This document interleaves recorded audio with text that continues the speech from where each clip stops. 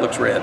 So they told me it'd be a week to 10 days, and I'm a little over a week and a day. So I got a little bit longer. So even you were on the injury report. I was on the injury report, but I practiced. I did not miss. I stepped up. So. Do you take advantage of having that eye to kind of look at the players when they're maybe not doing something that you want to scare them into doing it right? Well, they kept staring at me, and I finally had to tell them that it is red. You all are right. So that was it. I said at my age, only Sally cares, so the rest nobody else cares how to look. So I'm I'm at that point too. Yeah, so. yeah, and it doesn't get better. No, Let me tell you that too. Practice was really good. It was good yesterday. It was good today. The guys had a lot of energy. We're all excited to go to Blacksburg. It's a great environment, and it's fun. Frank Beamer's a great friend of mine, and I look forward to seeing Frank. And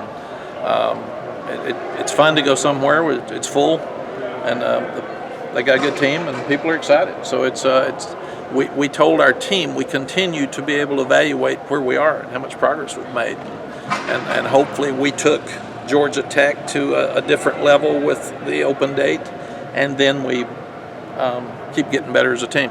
And we said it's all out there for us, so it's on us to play well and win on the road. You talk about the opportunity that the Coastal is still out there. Is that something you use to motivate your players?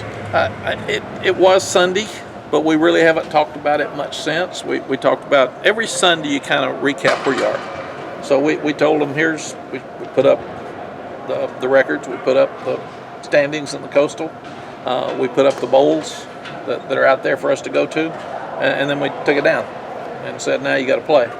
And we talked to them today about it. It shouldn't be pressure, it should be pleasure.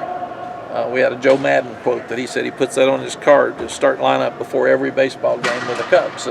And so I don't want them to feel pressure about the Coastal, and I don't want them to feel pressure about a bowl. I want us to get good. And if you practice really good every day, then you can be a great team at some point. I really like the way our front's playing on defense right now. They played really well at Tech, and they've really done well the last couple of practices here. So I like that. Offensive line's still got to be more consistent. Yesterday they were okay. Today they look better. So, but that lines of scrimmage is where you win games, and we got to get more out of our kicking game. We still haven't had. We've had one kickoff return of significance, and we hadn't had anything out of our punt return. So we've got to do a better job in those areas. I know you obviously practiced last week. You had those 3 practices. Have the guys picked up kind of where they were before Georgia Tech after you kind of challenged them a little bit as far as their preparation, or did you have to do some regenerating? They have done it themselves this week. We meet every morning at 6:30 before we practice. We have a team meeting. And I saw them walk in today, and I said, you look a little slow walking in. Yesterday you were pumped up. Don't walk out there on that field slow, and stirred them up a little bit. But they've practiced really well. The Tuesday, I think, before Georgia Tech, maybe Wednesday, it was just okay offensively. And right now they're doing well. They're getting after it, and I'm excited about seeing them play. Mack, you had a tough first 6 weeks. I know you needed the bye week for injury purposes to kind of get healed up.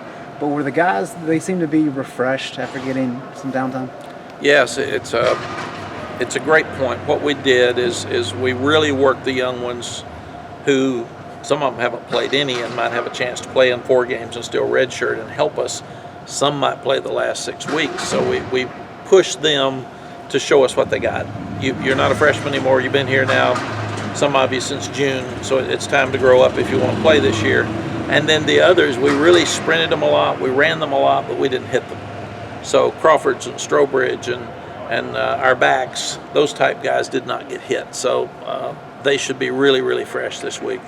And you mentioned putting the standings on the board for the team. A lot of coaches are dead set on the only team we're worried about is the next team. It's one game at a time. Clearly that's your focus, but why the willingness to talk about kind of the big picture with the guys? Well, in my entire career, but at least here late and all the time at Texas, I wanted to be really honest and fair with the guys. So it is what it is. We can sit around and say it's the next game and all that, but they know, they read, they hear. So I wanted them to know, here are facts. Here's what you got. Now, use it to motivate you, forget it, whatever you want with it. We got to beat Virginia Tech or this stuff doesn't work. But I think it's foolish to sit around and act like it's not important. It is important. And then what I told them this morning was that message of don't put pressure on yourself. If you're good enough, it works. If you're not, play your best, and we'll go the next game. Do you find that when you present them the big picture, they see that something's attainable, it kind of helps with focus? It kind of sharpens the edge a little Absolutely, especially a team that hasn't been successful over the last 2 years. They're proud. They're really proud that in the middle of the season they're in the mix for something important. And you think about it, at least 2 classes in this team hadn't been to a bowl game. So most of our team hasn't been to a bowl game, much less had a chance to be in the mix for the conference title at midseason. So all that's really positive. I know you all weren't too happy with the Noah Ruggles missed kick against Georgia Tech. How has he responded in practice? It's really funny. He missed one yesterday, so I let Jonathan Kim kick first today, and both of them made it. So we're just constantly looking at. I've always said kickers need to make them. I mean that's the important thing. Why kick? And that's one of the reasons when you cross 50, if it's close, I usually go for 4th downs. Because I can't stand missed kicks. They're such a momentum killer. Because you're trying to go, you're moving the ball, everything's great, and then you shove it to the right and you lose everything. And that's what happened. I thought our first drive at Georgia Tech after the half is so important. We drive right down, we get the penalty with Charlie Heck in the end zone, we come out, then we miss the field goal. If we make the field goal, you're up 20-0. And it sends a great message to Georgia Tech that it's important coming out for the half, and you miss it and it gets them excited. So it's really, really important that we make our kicks and improve our kicking. And the other thing is we only kicked 1 out of the end zone on kickoffs.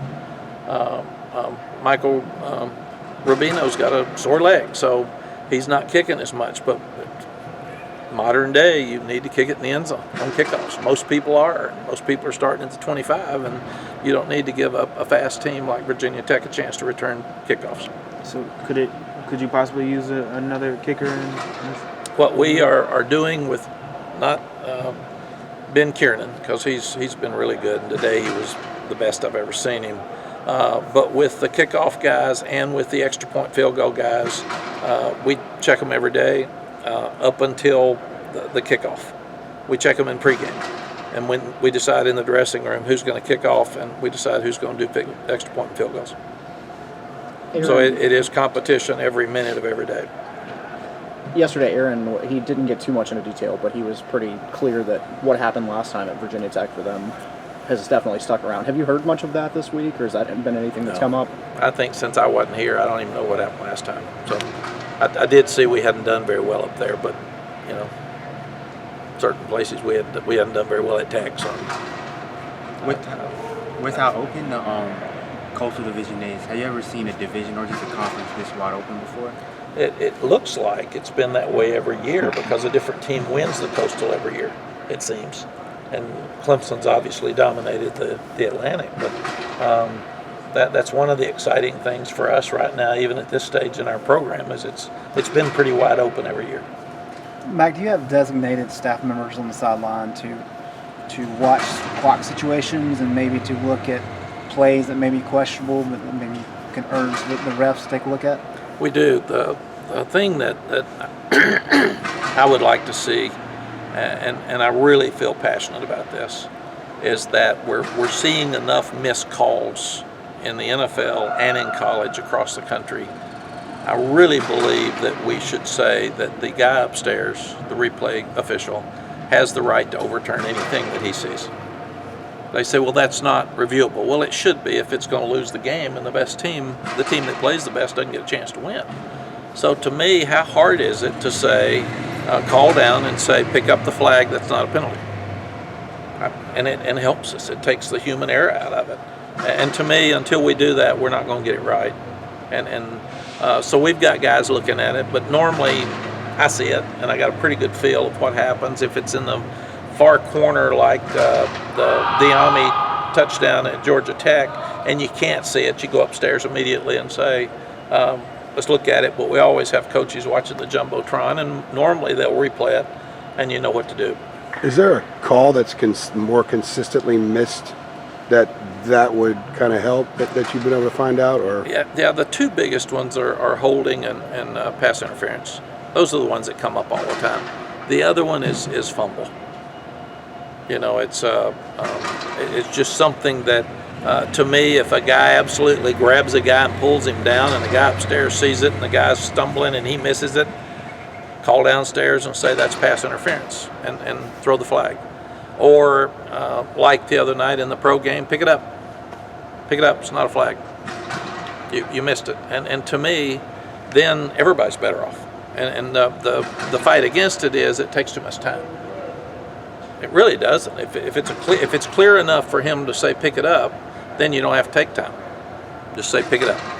Has losing Jonathan Smith to essentially transferring, how's it affected your linebacker depth, and what players you think? Because he was playing a little bit. Yes, and he missed the first 2 games, so that's why he wasn't playing more. And Jonathan's a good player. What it's done is it's forced us now to practice all the time with Eugene Asante and with Kadre Jackson. So Kadre was playing some nickel, so he's come back now to true linebacker. So it's really going to help us for the future because those guys will be good and they're getting every snap's work. Are Jackson and Asante essentially the second team Yes. linebackers there? Yes. Okay. What and the other thing, the coaches in general, but the defensive coaches are doing an unbelievable job, in my estimation, of double teaching people because we don't have any depth. So you got Dominic Ross that can play both linebackers or outside, and the Sam becomes the nickel if it's more running situation. So he'd be the third linebacker if you move him back in, or those 3 can rotate. Okay. And then you've got the 2 young ones. Same thing at, Jay's put Miles at corner some. He's got Hollins at corner some. So they're just double teaching because it is what it is. And hopefully we won't have to do that next year or the next year. But right now, instead of whining about what we don't have, they're doing a great job of putting those guys in the right places. Hey guys, if you want to talk to Lonnie, let's get him going.